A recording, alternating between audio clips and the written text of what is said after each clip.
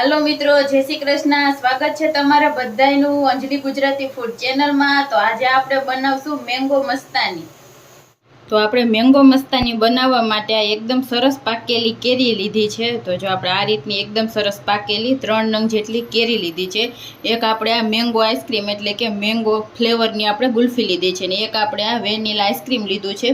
थोड़ो आपणे दळेली खांडनो पाउडर लीधो छे ने काजू बदाम ने पिस्ताना टुकड़ा करीने लीधा छे ने 1 कप आपणे दूध लीधुं छे। तो पहेला आपणे केरीनी छाल उतारीने एना कटका करी लेशुं।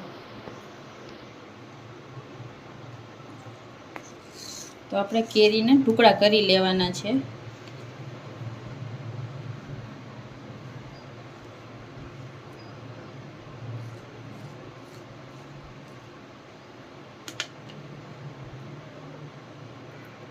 આપણે આ રીતના બધા કેરીનો પલ્પ છે એને કાઢી લેવાનો છે આ રીતે।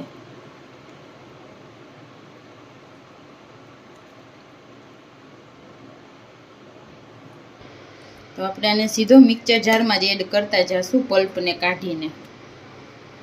તો જો આપણે આ રીતે બધી કેરીમાંથી પલ્પ કાઢી લેવાનો છે।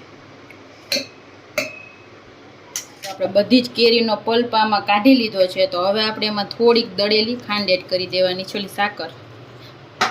હવે આપણે એમાં મેંગો આઈસ્ક્રીમ લીધું હતું એ આપણે એમાં એડ કરી દેવાનું છે।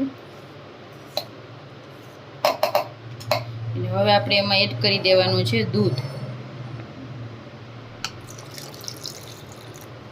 तो હવે આપણે આને એકદમ સરસ પીસી લેશું।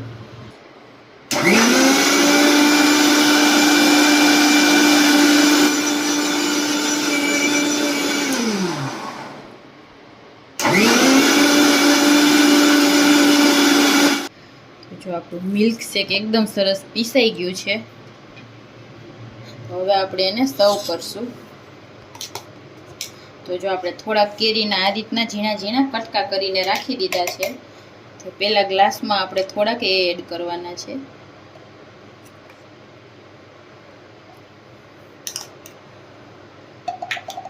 હવે આપણે એમાં મિલ્ક શેક જે કેરીનું છે એ આપણે એમાં એડ કરવાનું છે।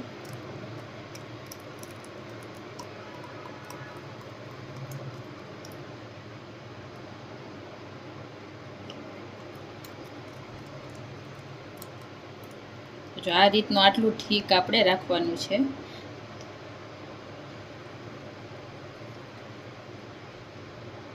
थोड़ा थोड़ा आपणे अधूरा राखवाना छे ग्लास।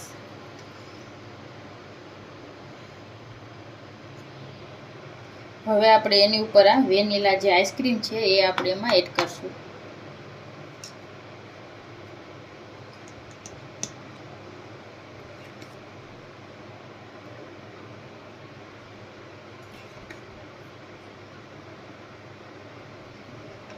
ઉપરથી થોડું ડ્રાય ફ્રૂટ એડ કરવાનું છે।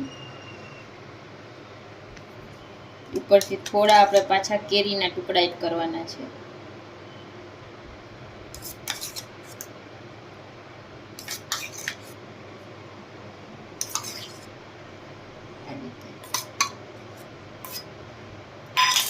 ઉપરથી આપણે પાછું ડ્રાય ફ્રૂટ એડ કરશું।